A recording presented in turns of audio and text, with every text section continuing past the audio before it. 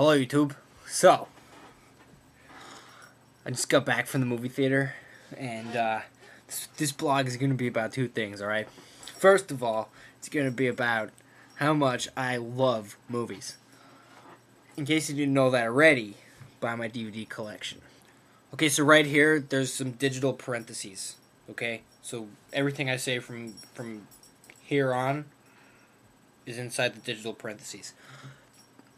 If you should watch this trailer for this movie called Hot Fuzz, right? Because in this movie, there's like this one, or in the trailer, and I don't know if it's in the movie. There's this one bit from the guys that have watched every action movie ever, and then the guy walks into this room, he opens the doors, and the entire room is filled with DVDs. And that, ladies and gentlemen, is the goal for my DVD collection. I will have a room with floor-to-ceiling shelves of DVDs. It's my life goal. It's gonna take me a long time to get that many DVDs just because they're expensive, but I will do it. I will have a room, a library, one might say, of DVDs. End parentheses. But I love watching movies. There's something about it. Especially action movies. I'm like in action binge right now, and unless I watch like hundreds of people like being like brutally murdered like with swords and stuff or guns on TV every day, I'm not satisfied. But I don't mean like killed in a violent or no. Okay, well, first of all, I have to define my version of violent. What I accept as violence in movies and on television. I do not find movies like Die Hard or Rambo or movies like that to be violent because it's fake, right? It's fake, okay?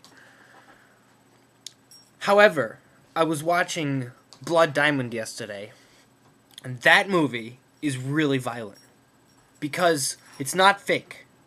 The killing is very real. And there's just nothing, you don't, like, watch it and you're like, yeah, that's awesome, like, those people, like, no. You're like, oh my goodness, that's terrible. So that is my definition of violence in movies and television. Not in, So if it's violent, it's because it's violent in a realistic way, not in a fake way. Alright, you get it? Alright, so here we go.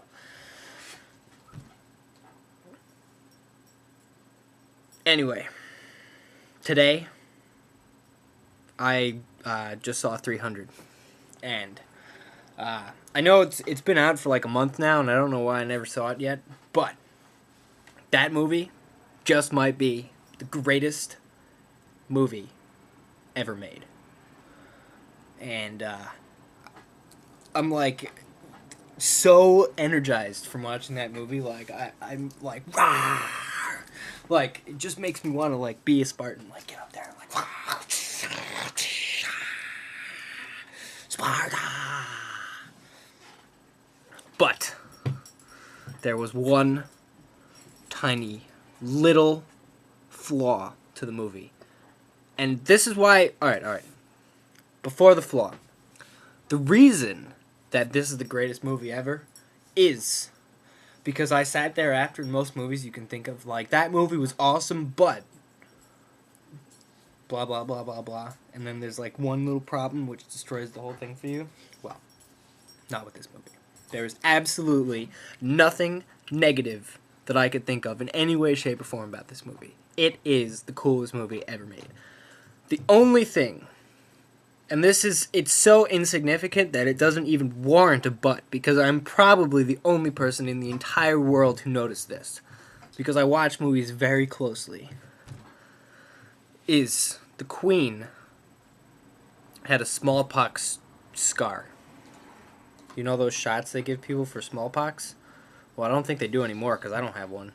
But they used to. Everybody's got, that scar, like, on your arm, like, right there. Smallpox scar. She had it. They didn't have smallpox shots back then.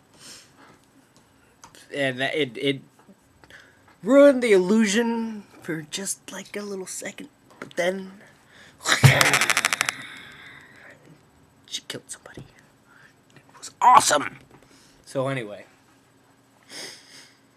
this is what I've been really desiring to do all day. In fact, actually now after watching 300, I really want to go and watch Gladiator. Like, my fix for warrior, swords, and spears, and death, and gore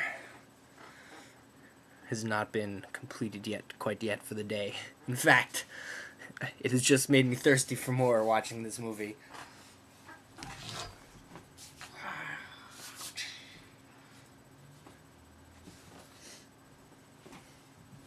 So anyway, greatest movie ever.